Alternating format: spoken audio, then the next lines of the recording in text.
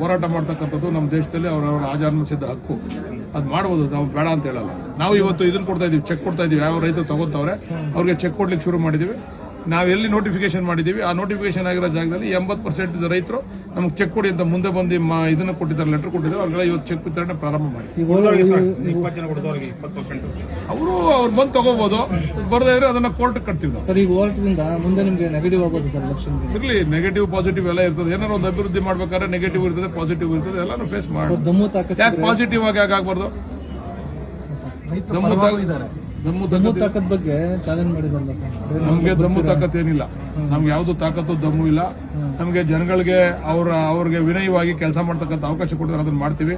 ತಾಕತ್ತು ದಮ್ಮು ಇರೋರು ಅವ್ರು ಏನೇನ್ ಬೇಕಾದ್ರೂ ತೋರಿಸ್ಕೋಬಹುದು, ಅದನ್ನ ನಾವು ಅದಕ್ಕೆ ವಿರೋಧನ ಮಾಡೋಣ. ಈಗ ಮರೂರ್ ಬಳಿ ಕೈಗಾರಿಕಾ ಕೇಂದ್ರ ಇದಕ್ಕೆ ವಿರೋಧ ಮಾಡಿದ್ರು, ಇಲ್ಲೇ ಯಾಕೆ ಈ ತರ ಇದು ಮಾಡ್ತಾ ಇದಾರೆ ಅಂತ. ಮರೂರ್ ಬಳಿ ಯಾರು ರೆಡ್ ಝೋನ್ ಮಾಡಿಲ್ಲ.